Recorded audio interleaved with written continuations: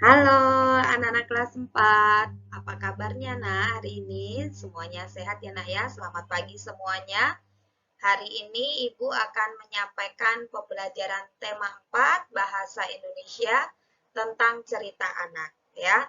Pertemuan kemarin kita sudah membahas beberapa cerita, kemudian kita tentukan apa tokohnya, apa watak dari tokohnya, kemudian apa isi dari cerita tersebut. Nah, kita sudah belajar tentang itu. Nah, sekarang Ibu akan menjelaskan hal-hal yang berkaitan dengan cerita anak. Nah, untuk yang pertama, kita harus mengetahui pengertian dari cerita anak.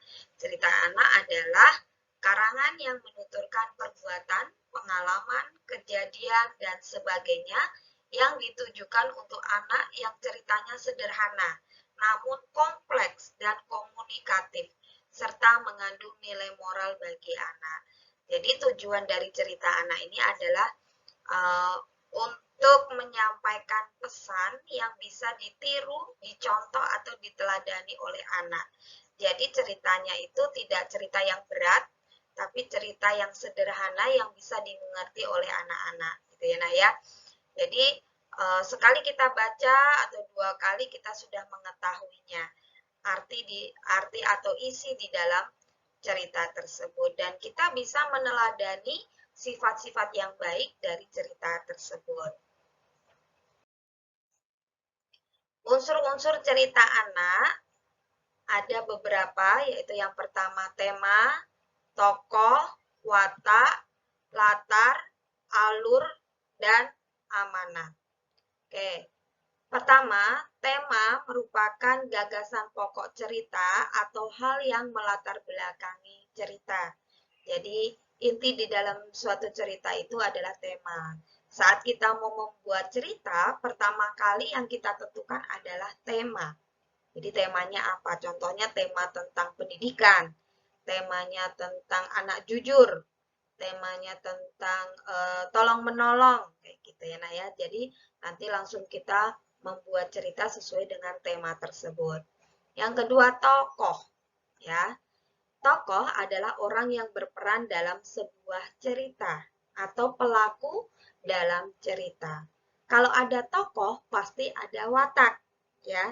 Jadi tokoh itu dapat terkenal itu baik atau buruk, kemudian cerita itu bisa menarik, kita bisa tahu dari watak yang diperankannya.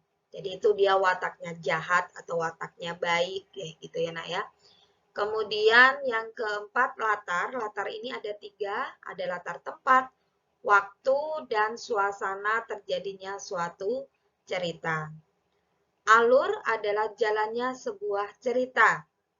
Jadi cerita dari awal sampai akhir itu jalannya seperti apa. Ada alur maju, ada alur mundur. Kemudian terakhir ada amanat. Amanat ini adalah pesan yang disampaikan pengarang lewat cerita. Ya, kebanyakan cerita itu pasti ada pesan moralnya. Ya, yang nanti kita bisa teladani dan kita contoh dalam kehidupan sehari-hari. Anak-anak, selanjutnya adalah tentang latar.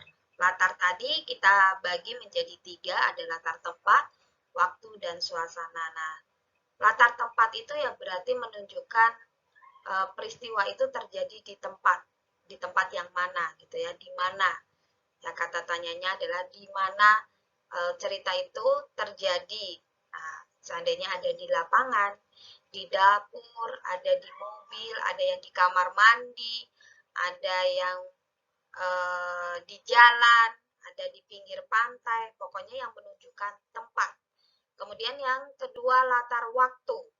Latar waktu berarti menunjukkan waktu, contohnya pagi hari, dahulu kala, 2 hari yang lalu, ya, atau 3 jam yang lalu, 3 jam kemudian, besok pagi, lusa, itu ya pokoknya yang menunjukkan waktu. Kemudian ketiga yaitu latar suasana. Suasana ini kayak suatu keadaan atau kondisi di dalam sebuah cerita. Dalam cerita itu latarnya itu sedih, ya, suasana sedih, atau suasana senang, atau suasananya sepi, atau haru, atau ramai. Itu ya, Nak ya. Begitu saja yang Ibu sampaikan hari ini, anak-anak.